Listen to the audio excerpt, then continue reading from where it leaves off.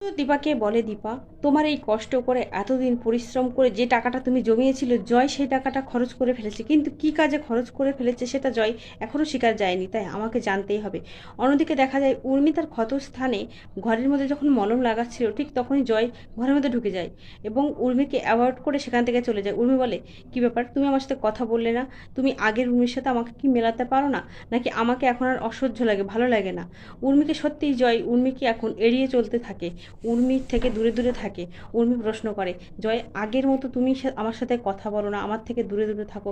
তখন জয় উর্মির উপর চিৎকার করে ওঠে, বলে, তুমি তো সংসারটা সামলাও না, বাইরের পরিবেশটা তোমাকে তো সামলাতে হয় না, সবটা তো আমাকে দেখতে হয়, তাই আমার সাথে এখন পায়ে পা লাগিয়ে ঝগড়া করবে না। উর্মি জয়কে বলে, আমার যেদিন অ্যাক্সিডেন্ট হলো ওই দিনের পর থেকে আমি তোমাকে দেখছি তুমি একটা অস্বাভাবিক আচরণ করে চলেছো আমার সাথে, আমার থেকে দূরে দূরে থাকো।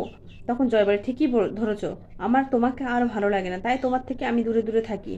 উর্মি চিৎকার করে বলে, জয় আমি তো চেষ্টা করি এটা মেকআপ দিয়ে ঢেকে রাখার, কিন্তু কি করব বলো, আর কত মেকআপ করব আমি? জয় বলে, তার মেকআপ করার কোনো প্রয়োজন নেই, যেমন হচ্ছে তেমনই থাকো, আমার চোখের সামনে আসবে না।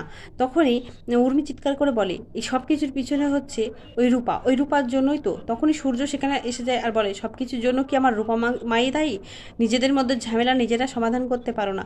এটা বললেই উর্মি সেখান থেকে চলে যায় আর সূর্য ঘরের মধ্যে আসা জয়কে বলে, জয় ভাই তুই এতগুলো টাকা দীপা তোকে ভরসা করে দিয়েছিল, কি করলি সেই টাকাগুলো?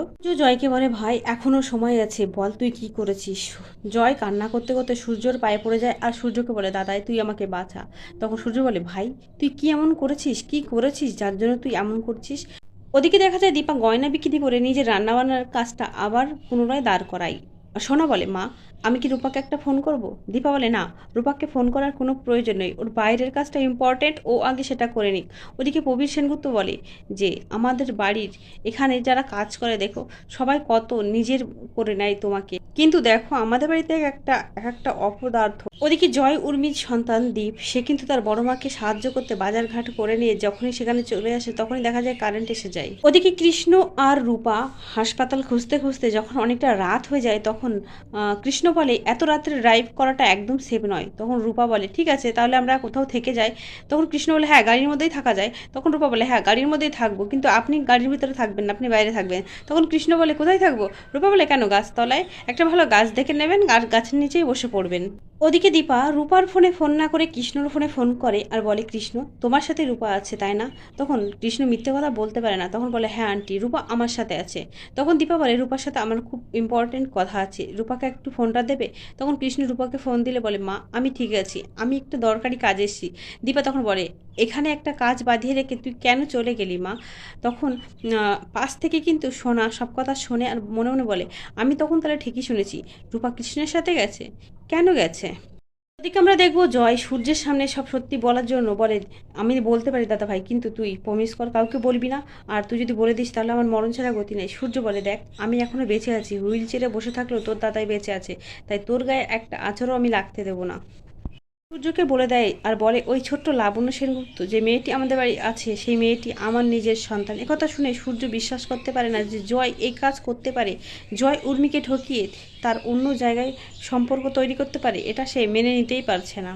যখন সূর্যের কাছে সবটা স্বীকার করে নেয় সেই সব কথা কিন্তু আড়াল থেকে উর্মি শুনে নেয়। উর্মি এটা শুনে নেয় যে ওই বাচ্চা মেয়েটি এই বাড়ির বংশধর।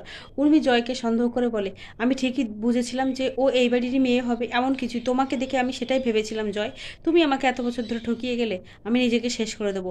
উর্মি উত্তেজিত হয়ে যায় আর উর্মি নিজেকে শেষ করার জন্য উঠে পড়ে লাগে। তখন সূর্য বলে যে, তুমি ওর পুরো কথা শোনোনি, তাই তুমি এরকম চিৎকার করছো, ওর পুরো কথা শুনলে তুমি এরকম করতে না উর্মি।